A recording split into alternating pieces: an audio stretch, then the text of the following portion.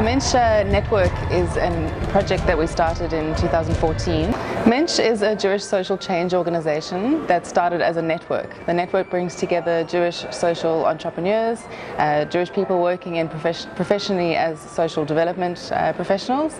They might be running NGOs, they might be working in an NGO or volunteering to bring the Jewish community closer to working in transformation in South Africa. So one example of a project is we've put together a service learning program which essentially gives Jewish community members an opportunity to study and look at the social and religious ethical reasons that we are involved in social justice from a Jewish faith point of view, and we connect them to Mensch members where we go and volunteer. My favorite part of the work is installing food gardens in the township. So we do large-scale food gardens at schools in Khayelitsha, Kraaifontein, all over the Cape Flat.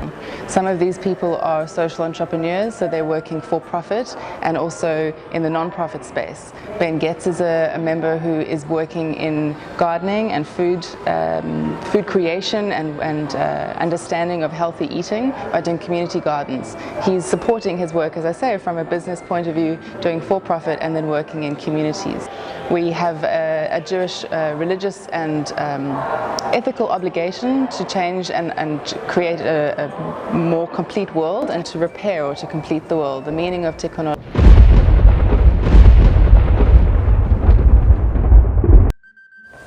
Welcome to Insight Africa. I'm Charlene Miles and I'll be here to take you through the Jewish Museum.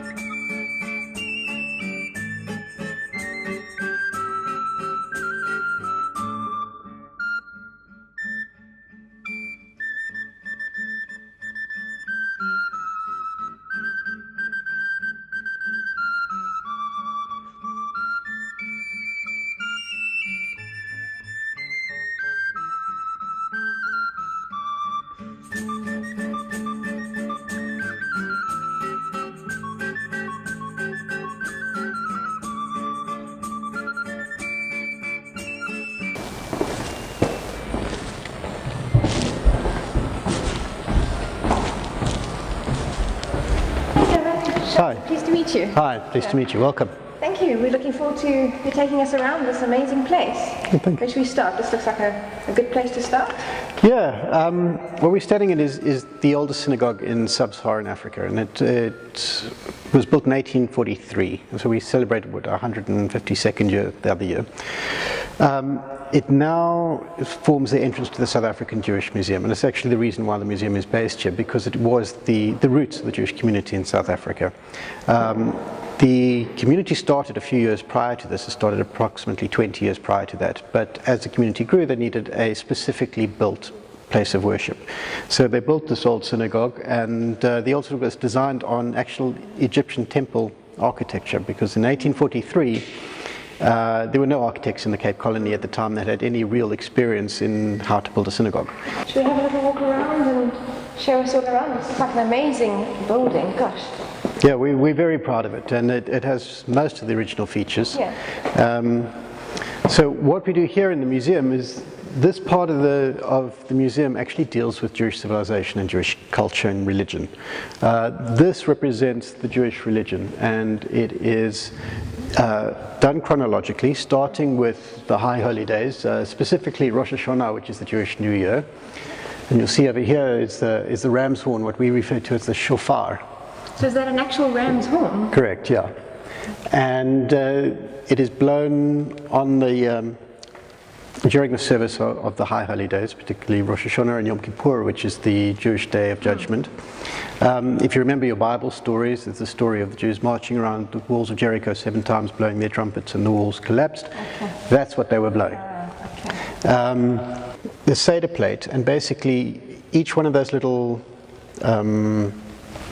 pockets, I suppose you would call them, you place a different item on them. There's and each one is a representative of different elements of the story. Bitter herbs for the bitter time that the Jews had as slaves in Egypt. There's something called maror, which is like a paste, which is cement from where they built. And where do you place the plate? Is that at mealtime? Or? It's in the center of the table, and then as they go through the service on the Passover, you pick up each individual piece and you tell the story of what that relates to. And then we get to Hanukkah. Now Hanukkah is again like Purim. It's not a biblical holiday. It's not. But what it does remind us of was the destruction of the first temple. Okay. The temple in Jerusalem, Solomon's temple, was destroyed, and post the sacking of Jerusalem, the Jews came back into the temple, and all they found was one little vial, bowl of oil. Now, in Jewish synagogues and in the temple, there was always a light. They called it the eternal light. It's the light of the Lord that is always there. And in fact, in the synagogue, we have one that's over there, and every synagogue you see will have that same light. So where's the light? That hanging light over there, which... Oh, is that the... Yeah, and you'll see there's a little red light inside there, and that is on all the time. And in any synagogue you go to anywhere in the world will always have a light that will remain on the whole time. So the story of Hanukkah is that they tried to relight after the sacking and the destruction of the temple this light, and they only found enough oil for one day. And that being biblical times, it would take 8 days for fresh oil to arrive. Yet this oil burned for those entire 8 days and was considered a miracle. Hanukkah has become a very popular, well-known holiday, particularly in America, because it happens at a similar time to Christmas. Okay. And then we get to the most holy day in Judaism, which is the Sabbath, which begins on sunset every Friday and takes place until sunset on the Saturday. And of course, all Jewish religions and days start in the evening. Okay. That goes all the way back to Genesis. The first lines in the Bible say, first there was darkness and then there was light. So days start in the night, so to speak, or at sunset. And we have various what we call Kiddush cups, which is for the sacrificial wine that we drink and we say blessing on. That over there is not real bread, but it's a model of what we call challah, or locally we actually call it kitka, which comes out of our traditions, which is the platted bread, which we say our blessings on as well. And every Jewish household would be familiar with that. And then we have 2 candlesticks. You can see various versions of these. I see. Oh, I didn't realize they're all coupled. Okay. Yeah, and every Sabbath there are we light at least 2 candles, and they say a blessing on those. At the end of the Sabbath, on the Saturday evening, we have a ceremony called Havdalah, where we smell incense and we light a candle as well, and this marks the end of the Sabbath.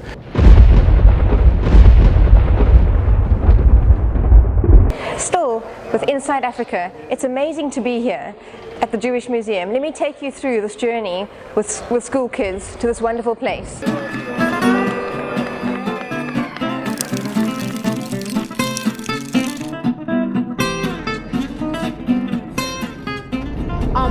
We're gonna learn about Jewish Day, and we're going to the Jewish Museum today.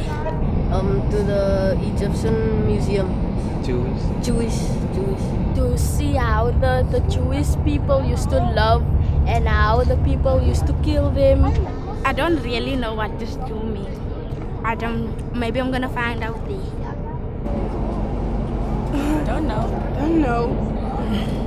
Our faith and their faith are almost similar, but not similar. They just believe in something different. They don't believe in Jesus. That's how I want to learn about them, in case I get a Jew friend.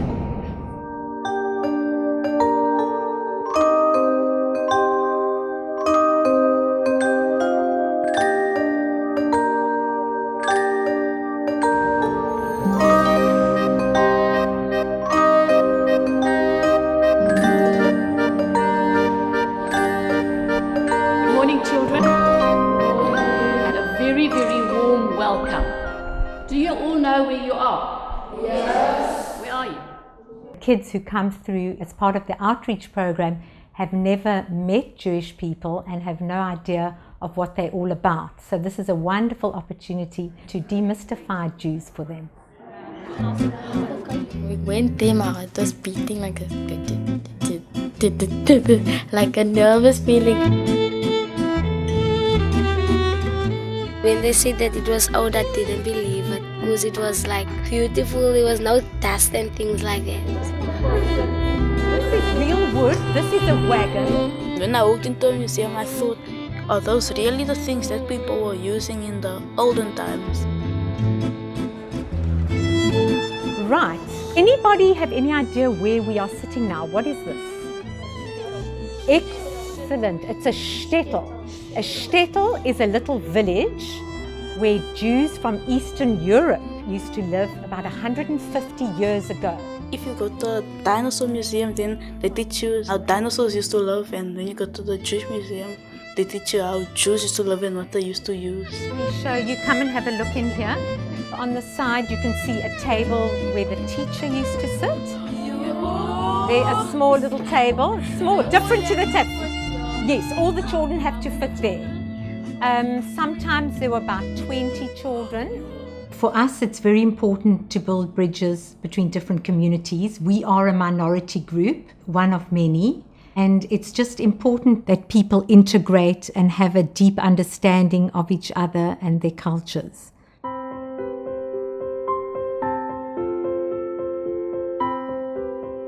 I want each of you to take a bundle. Remember, you've come from Eastern Europe. You've had a long journey. Are they heavy? No? Pretend that they're heavy. Before, they were like in, I think, Germany, then they came back to Cape Town because the people like against them wanted them to change to their religion, so they had to travel back to Cape Town. Now remember, you've come up with your bundles and you're at the docks. You are Jews who've left Eastern Europe and you've come to Cape Town, and I want you to write about how you're feeling. Okay, put that there.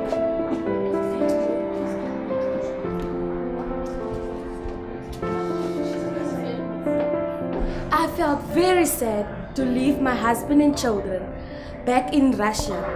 I better write to them. I wish that, what is his name? Tazar would set them free. I wonder how am I going to make a living. I promise that I will send lots and lots of money. I feel really bad now.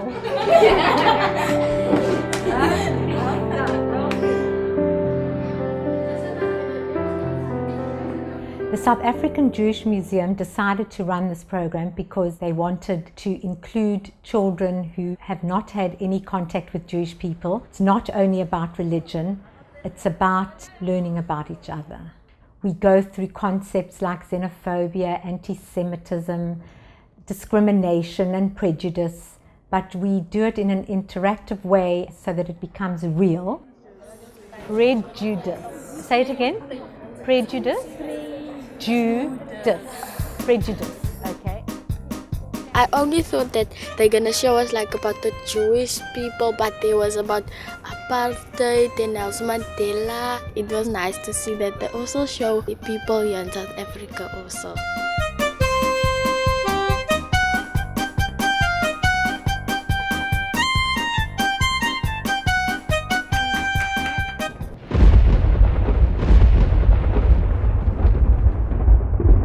What an interesting exploration.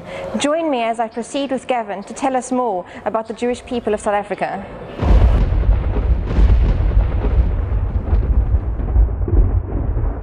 From our arrival here in South Africa until really 1994, which is, we are going to expand the museum to go beyond that, but for now that's where it is. So the first Jews to arrive in South Africa were predominantly German and English Jews. They'd come to trade, to make their fortunes, to do well. And they arrived, I think the first Jew arrived in South Africa in 1806. Now remember, there was no freedom of religion in South Africa, and of course when I speak about South Africa I talk about European settlement in South Africa. Before 1804. Did you have to hide it, or how? No, there were no Jews were allowed to come here. Remember, it was a colony. It was part of the Dutch East India Company. Until the British took over in 1804, there was no freedom of religion. You had to be a Dutch Protestant to be allowed to come here. That's not to say they didn't bring slaves, and, you know, but so the first Jews arrived in the early 19th century, post 1806, and they came from Germany, they came from England, they came to trade. And there were a number of Jews amongst the 1820 settlers, which were a number of British settlers that came to the Eastern Cape, and many did quite well. But what changed the fabric of South African Jewish life was from the 1880s onwards. That was the arrival of the Litvak. So here we have a photo of Litvaks. This was taken in the early 20th century. The Litvaks were predominantly poor Jews that came out of Eastern Europe. They lived in little towns called shtetls, and they came at the same time as many European settlements happened in South Africa. They happened that they mirrored a migration of Europeans to South Africa and to the whole New World. In the 1880s, you had the Industrial Revolution, allowed people to travel. There was the discovery of gold and diamonds, which truly changed the nature of South Africa and brought lots of people coming on a gold rush. And at the same time, there were push factors coming out of Eastern Europe. Jews were conscripted to the Russian army for 25 years to life. They were subject to pogroms, which were xenophobic attacks of Jews in the city, in the towns where they lived. And in many cases, they were looking for a better life. And was there a particular place in South Africa where they settled? Was there a... They would arrive in Cape Town, and you can see this entrance to the museum is representative of the arrival at Cape Town Harbour. Okay.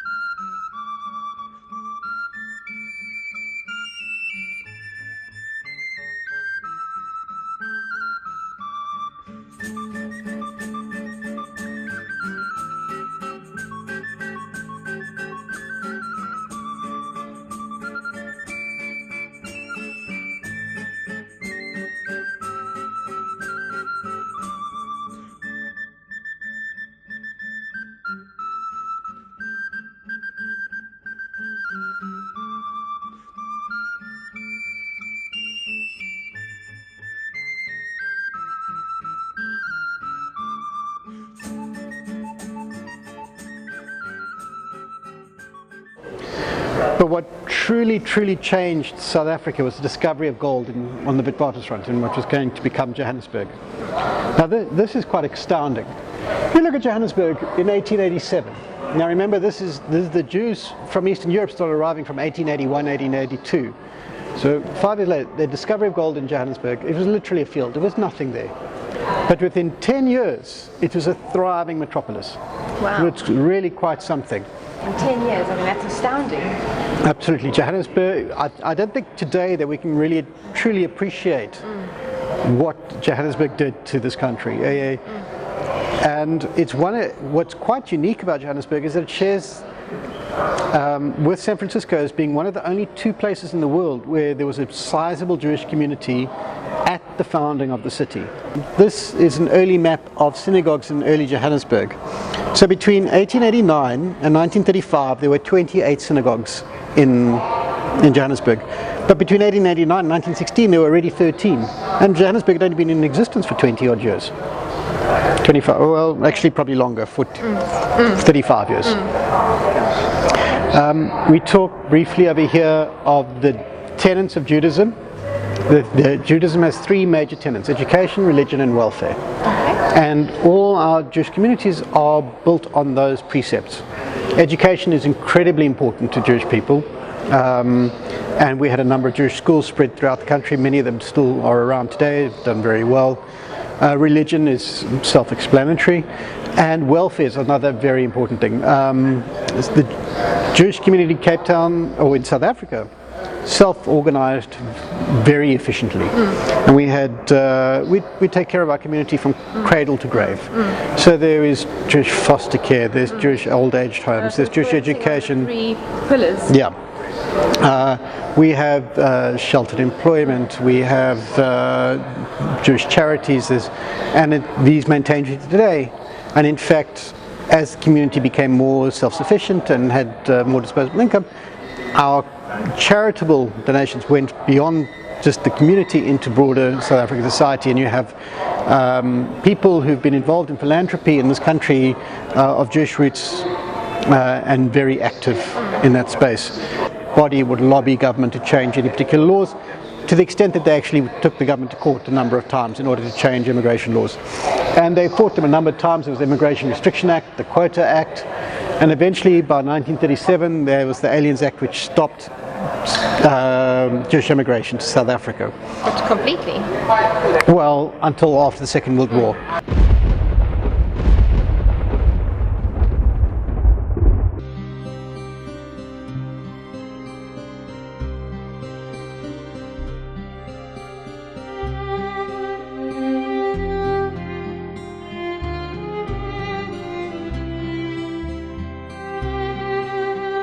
So what we represent over here, as a community, we're very proud of the contribution that we've made to this country. And these are just some of the more internationally renowned Jews that came out of our community. There are people such as Nadine Gordimer, who won the Nobel Prize for Literature, Johnny Clegg, known as the White Zulu, one of the first people in South Africa to merge black and white music. Irma Stern and William Kentridge, two very well-renowned, internationally known South African artists. There are people like Helen Suzman, who was in Parliament in South Africa for many years. Jack Penn, who was one of the first founders of plastic surgery. Aaron Klug, who is a chemist who won the Nobel Prize. And there are many others. Barney Simon was a theatre impresario and producer, and one of the first people to have multiracial theatres in South Africa. And of course we also have some sports icons. Joel Stransky from the Springbok rugby team. We were actually 10 Jewish Springboks through history. Ali Bacher, who was the captain of the South African cricket side, and Jody Scheckter, a Formula One driver. What I want to show you over here is really the essence of what our museum is about. We call it a culture amongst cultures, and it talks about Jewish culture and the life cycle and how we celebrate things in relation to other cultures. And really that's what we are. We're one culture amongst other cultures, and all cultures share and celebrate the same life cycle events. We all celebrate birth, we all celebrate marriage, we all celebrate adulthood, we all commiserate death. And so over here you see a Jewish wedding, and soon it'll be cross-referenced with a wedding from African culture or Muslim culture. And it's just to show the visitors that whilst we are very proud over here, you can see that we just missed the image of the ketubah, and there we go, you can see at the wedding they're standing under what's known as a chuppah.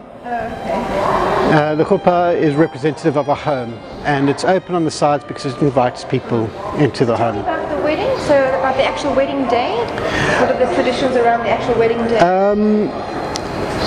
The bride and the husband are generally kept separate. The bride is always veiled until just before the wedding, when the husband or the future husband will see the bride for the first time, and he'll lift the veil to make sure that it's the right person. Because if you remember the biblical story of Rachel, there was the case of mistaken identity. And then they would come under the chuppah, they'd be blessed, and then the husband at the end of the ceremony would break a glass with his foot, and that's it has different significances, but it's also a memory of what's gone on before and so on. And then afterwards, like any wedding, there'll be a celebration. And Jewish weddings they have the same basics. They all have the chuppah, they all have the broken glass, they all have what's called as the bedecking, the unveiling and reveiling of the bride. But the traditions change and the styles change as to wherever you find the Jewish community in the world.